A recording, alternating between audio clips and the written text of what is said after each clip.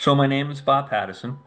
I'm 49 years old. I am a husband of 24 years, and I have two girls, one that's 19, that currently is a sophomore in college, and one that is 16, turning 42. I'm joking, turning 17.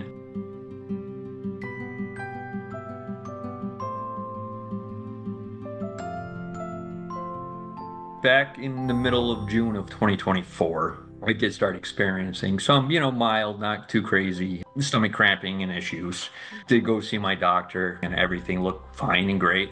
It was getting more into July. I kept complaining things started getting worse.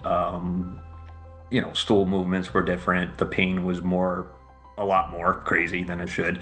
I had a lot of weird chest pains, and it was a radiating pain that was going through the front to my back, and that was actually blood clots from my liver. So it was July 26, 2024, when I got diagnosed with cancer. It was kind of interesting. The chest pain was more dominant than anything else. The primary tumors were in the stomach, or primary tumor, which wasn't huge, but it was a good size. But it was the lesions in the liver. The liver actually took the brunt of it. I had more cancer in my liver than I do in my stomach. I do have gastric cancer in my family. My mother did have rectal cancer. So when appointments did start, I met with GI first. He saw the CAT scan and he was very upset seeing how much was there and what the heck with not being screened earlier. So being 48 at the time, should have really mid 30s with that. Initially, when this all first started, I was told no surgery, no radiation, chemotherapy, and that was primarily across the board with everybody. Have we had other conversations since? Yes, it's just depending on where we can get the disease at. So just within those 2 weeks, a lot of things changed. Weight went down, fatigue. My lab work in that month and a half was absolutely crazy. FOLFOX was our first chemo treatment, which was a pretty tough one to say.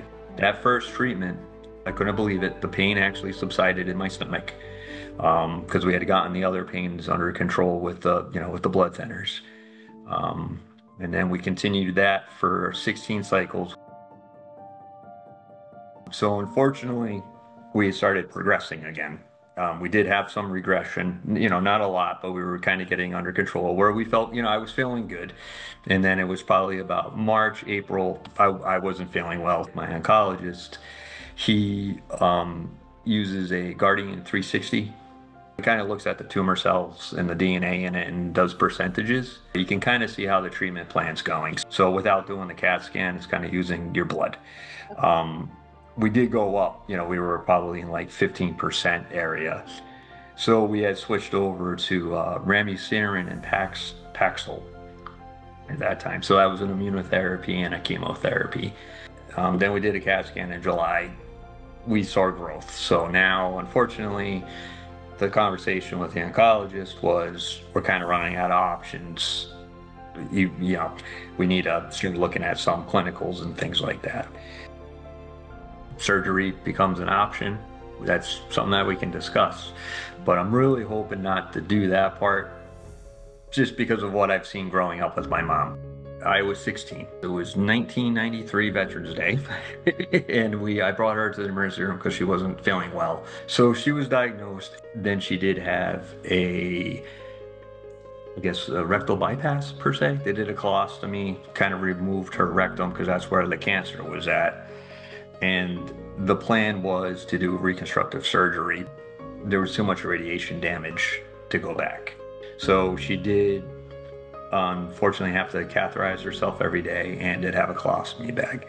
The cancer was gone. It was good. She unfortunately died from a staph infection that really had to do with not getting reconstructive surgery. So it's just the quality of life too. We gotta just try to keep in mind with it all. But the connection with my mom is just like, wow. So there's Dana-Farber, there's Mass General. So reached out for clinicals up there, did have the conversation on a couple of them. So on the full theory that I'm on now, I believe it's cetuximab is a immunotherapy. So when Fall River and Boston talked, Boston recommended that. They're very excited that I was getting it. We did another one of those Guardian 360s, and we're actually down 0.8% on that Guardian 360. Seems to be working, and one of the telltale cases is, I don't know if you happen to notice, but I'll kind of just zoom in a little bit. I have some Yeah. red stuff going on my nose. So Yeah. that's acne. And it Oh, just kind of, between my platelets being low and stuff, it kind of just created a little bit of a reaction from that. But they say when you see that, it means it's working. The ups and downs and the roller coaster ride. So, it's been since April, it's been kind of really crazy. I mean, it's not just a physical situation with cancer, you also got the emotional, right? I mean, there's a lot there. And it's understanding it's okay to talk, to scan anxieties, and then waiting for the results, and then you're reading them yourself because they come out faster on your chart. But again, then it's finding having the right people, because like my oncologist will call me at 9 o'clock at night to go over it just because he knows. And, yeah. and it's great. So I do like in the oncology center, I see somebody young, I'm like, okay, I want to go approach them, and Yeah. just because I know I could see it. They're like a deer in headlights. I mean, I've only been doing this for a year, but it's a little bit of knowledge, but it's really, if you can find that connection with somebody, and it doesn't have to be the same cancer, because they're going through it. They're looking at you going, oh boy, I remember this. I'm hoping Yeah. that Friday we find out that we've regressed. Yeah. I'm hoping that we can back down on the chemotherapy, because I feel at this time it's not really the cancer that's affecting the way I'm feeling. It's the chemotherapy.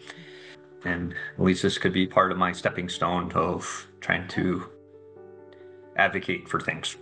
Because what Yeah. do we need? We need earlier screening, and I just Absolutely. feel we need more support groups, you know?